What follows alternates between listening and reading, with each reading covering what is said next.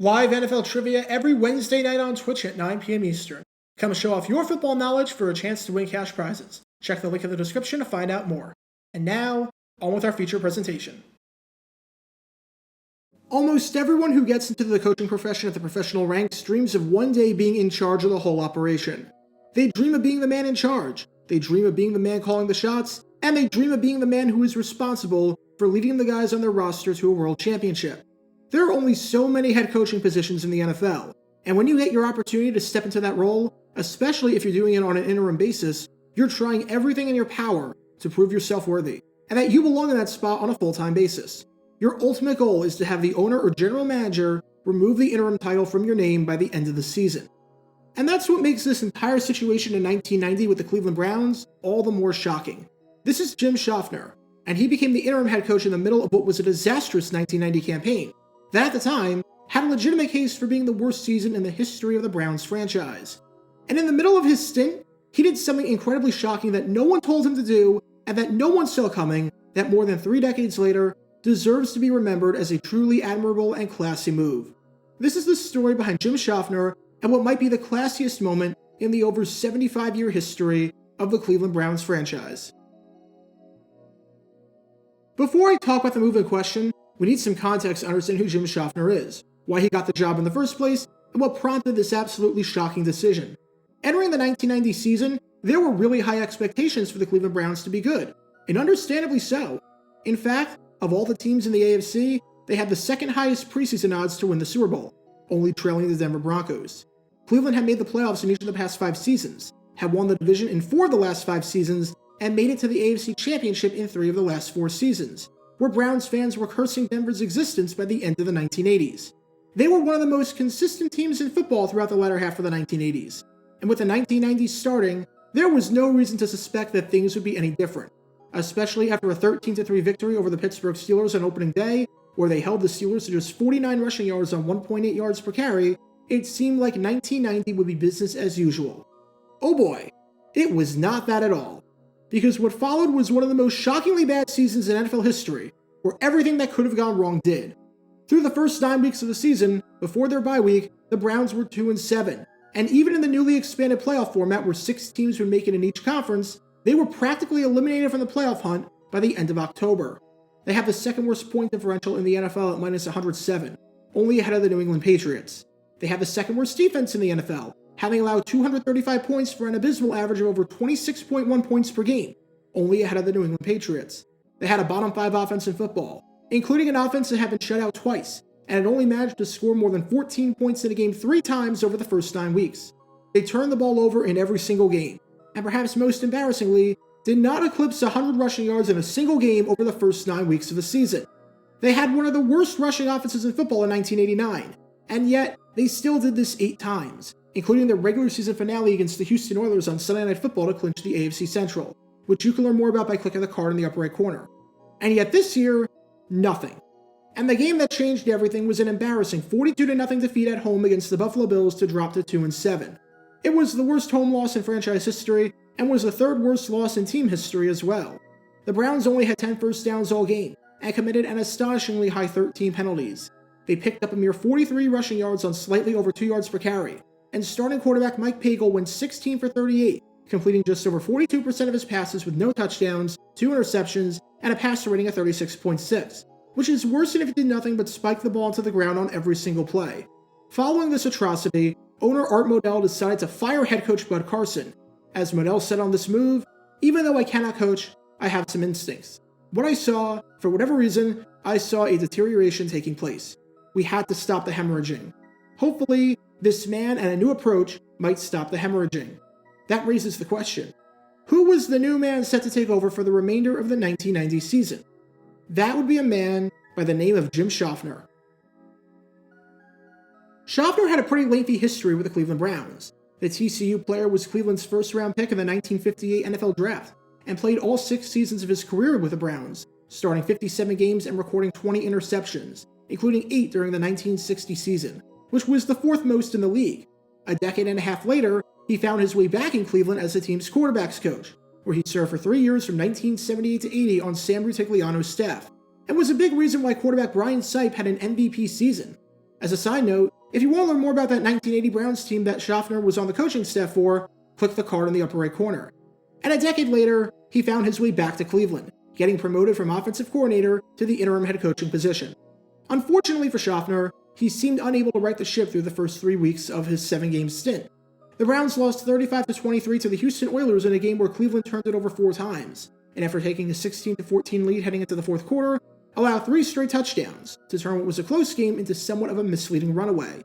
That was followed up with a bad 30-13 loss at the hands of the Miami Dolphins, where the Dolphins led 27-3 at the halftime break and 30-6 through 3 quarters, and where the Browns failed to force a single turnover, although they did finally crack the 100-yard mark for rushing in a game. It only took them until after Thanksgiving to do it, but better late than never, I suppose. And then they lost 38-23 to the Los Angeles Rams, in a game where the Rams led 38-17 late in the fourth quarter, where Jim Every threw 4 touchdown passes while posting a passer rating of 142.4, and where the Browns finished the game with only 23 minutes of possession and 37 total rushing yards. In Shofner's first 3 games as the team's head coach, the Browns were 0-3, and did not seem to be getting any better. I'm not sure if they were necessarily getting any worse, since there was nowhere to go but up, especially after that 42-0 drubbing at the hands of the Bills, but whatever the case, it was not pretty to watch. The last thing anyone expected out of the Browns was for them to be 2-10 with 1 quarter of the season left, and to have the second worst point differential, second worst offense, and second worst defense in the league. At this point, the Browns were well eliminated from playoff contention, but they still had their pride to play for, and still had 4 games to, at the very least, end the season on somewhat of a positive note. What followed was one of the worst games in franchise history. December 9th, 1990. It's week 14 of the NFL season, and we have an AFC Central matchup on our hands between the Browns and the Oilers down in Houston at the Astrodome. Again, the Browns had nothing to play for, but this was a big game for the 6-6 Oilers, who were 1 game off of the 7-5 Cincinnati Bengals for the division lead, and who were tied with the 6-6 Pittsburgh Steelers and the 6-6 Seattle Seahawks for the final wildcard spot. Could the Browns play the role of spoiler here, as they almost did back in Cleveland roughly a month ago in Shofner's debut as the interim head coach? As you probably guessed, they could not. And there's no way to sugarcoat it or pretend otherwise. This game was an absolute bloodbath. This game was dreadful. If you were a Browns fan, jumping into Lake Erie on this cold December day probably sounded more appealing than watching all 3 hours of this game, because it was that bad. When the final whistle sounded, the Houston Oilers won 58-14. Houston was up 28-0 at one point in the fourth quarter, and led at 45-7 at the half. For some perspective, only 4 teams in the history of the NFL had ever put up 45 or more points in the first half. The Packers put up 49 in a 1983 game against the Buccaneers, the Packers put up 45 in a 1967 game against the Browns, the Colts put up 45 in a 1988 game against the Broncos, and the Oilers did this on this December day. Note that the Bills in 1966 are on this list, but they were in the AFL at the time, as that was before the merger took place. Lorenzo White, the man that the Oilers infamously took in the first round of the 1988 NFL Draft because they ran out of time and the Browns leapfrogged them, scored 4 rushing touchdowns, with 3 of them coming in the first half. You can learn more about that draft fiasco by clicking the card in the upper right corner. The game was so ugly that Warren Moon was pulled so early that backup quarterback Cody Carlson threw 13 passes, and he went 11 for 13 with a touchdown, no interceptions, and a passer rating of 121.8. The backup was able to shred Cleveland's defense apart after the starter did. Houston outgained Cleveland 34-12 in first downs, 477-195 in total yardage, and 206-57 in rushing yardage, with the Browns committing 11 penalties and having less than 22 minutes of possession. And this was one of the worst losses in franchise history. The 58 points allowed was the most that the Browns had ever allowed in a regular season game in their roughly 45-year history, although they allowed 59 points against Detroit in the 1957 NFL Championship. This game was a train wreck in every sense of the word. It was embarrassing. And afterwards, interim head coach Jim Shofner did something that no one expected him to do. He removed himself from consideration for the full-time job. Before I go any further and talk about what specifically Shofner did, I want to emphasize 2 things. Number 1, Shofner was not told by anyone to do this. He did this completely on his own merit, and was not feeling pressure from outside sources or from Art Modell to remove his name from consideration for the full-time gig in 1991. As Shofner said a few days after his press conference bombshell, and what Modell's reaction was to this, as well as the reaction of the front office, that was a surprise to them. I did not consult with anybody. And number 2, and perhaps most importantly, there was no indication that Shofner wasn't going to get the job. Obviously, when you go 0-4 through your first 4 games and just allow the most points in a single game in franchise history, yeah, it's not looking good. But it was not out of the realm of possibility. Back then, it seemed to be more likely than not that an interim head coach would become the full-time head coach. The last time the Browns replaced a coach in the middle of the season, it was 1984, when Sam Rutigliano was replaced with Marty Schottenheimer. And the Browns weren't exactly great under Schottenheimer. They lost 2 of their final 3 games, had a 41-7 thrashing at the hands of the San Francisco 49ers, and won just 1 out of 4 home games during that stint. However, Schottenheimer became the full-time head coach after that. And there were plenty of recent examples around the league of interim head coaches staying with the team on a permanent basis. Art Shell was the interim head coach of the Los Angeles Raiders in 1989 after Mike Shanahan was fired, and he became the full-time coach after that. As a side note, if you want to learn more about Mike Shanahan and why he was fired by the Raiders, click the card in the upper right corner. Wayne Fontes was the interim head coach of the Detroit Lions in 1988 after the Darryl Rogers experiment didn't work out, and he became the full-time coach after that. And all 3 interim head coaches from 1986 took over on a permanent basis, with Ron Meyer taking over the Indianapolis Colts after Rod Dowhower got fired, Al Saunders taking over the San Diego Chargers after Don Coryell retired, and Marv Levy taking over the Buffalo Bills after Hank Bulla got fired. In the last 4 seasons, of the 6 interim head coaches in the league, 4 of them became the full-time head coach. Today, you can lead your team to the playoffs as an interim head coach, and that might not be enough to get the job on a full-time basis. But back in 1990, the context was completely different. If you were the interim head coach, long story short, you were the favorite to keep your job. But despite all of that, Jim Shofner decided that he was going to pull his name from consideration for the job. After the game, Shofner said that he wasn't going to resign, but he wasn't going to try to become the team's head coach in 1991. He was, in essence, making a concession speech with 3 weeks left. As he said, "I asked these guys to make sure they gather themselves and play the next 3 weeks, because it has to be the beginning for them. The jury has been out on me as head coach, and it looks as though I've eliminated myself. My leadership hasn't done what it needed to do to get it going in the right direction." He then continued, saying, "Obviously, I wasn't the answer. Certainly, I inherited a lot of circumstances. You can say there are all these reasons why, and maybe they're legitimate, but it still adds up to the same thing. Didn't get it done." The players were stunned at the news, with guys like Bernie Kosar, Felix Wright, and Michael Dean Perry quickly coming to Shofner's defense and expressing disbelief at the news, saying that they all liked him and agreed that he was a good man. So that raises the ultimate question. Why did he do it? What was his motivation for pulling himself out of consideration for the head coaching job when he did not have to do this whatsoever? He said that he didn't want to be a distraction to the team. As Shofner said a few days after that concession speech, after that game against the Oilers, a lot of the talk was going to be, who's going to be the new head coach? What's going to happen to Shofner? What are they going to do? We might as well get that out of the way so that, hopefully, it's out in the open and they all know what's going to happen in the next 3 weeks. And once again, Shofner took blame for his team's poor play, saying, "I think we played hard, but we haven't played effectively.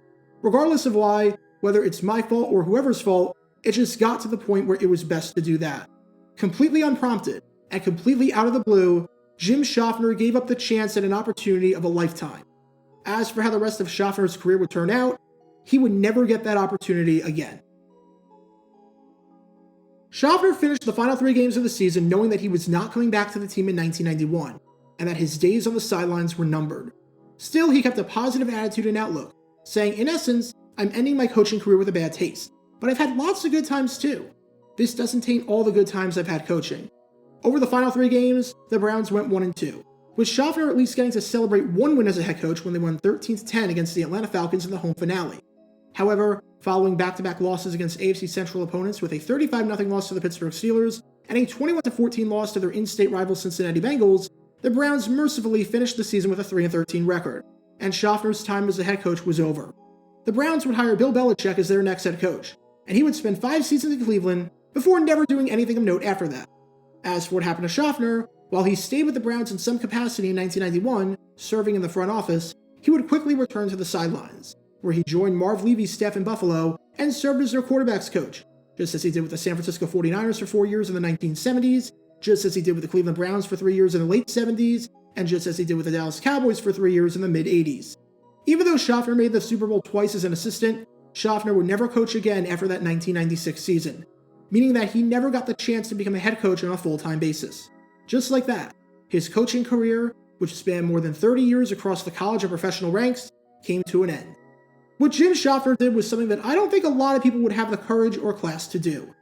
To remove yourself from head coaching consideration, even though you are the head coach, just because you think it would be a distraction in a meaningless season, and just because you think it's not working out, even though you have so much love and respect for the city and the history of the team, is remarkable. Some might argue that Jim Shofner's tenure as the interim head coach of the Browns in 1990, considering the fact that he went 1-6 in a 7-game stint, was a disaster. But others, considering the class that he left with, might consider it a success in some regards, serving as a reminder of what's important in life. Get your official Jaguar Gator 9 merchandise by going to jg9shop.com, and be sure to like this video, ring the notification bell, subscribe down below if you haven't already, as it helps the channel out a lot, and be sure to check out Twitch every Wednesday night at 9 p.m. Eastern for your chance to play NFL trivia and win cash prizes, link in the description below. If you want to see videos like this condensed down to 60 seconds, then follow me on TikTok at Jaguar Gator 9. If you want to see college football videos, subscribe to Jaguar Gator 8. To see highlight videos of players throughout the history of the NFL, subscribe to JG9 Highlights. Also, special thanks to all of our Patreon supporters for helping out the channel. Your support is greatly appreciated. See how you can become a patron and request future video topics in the description below.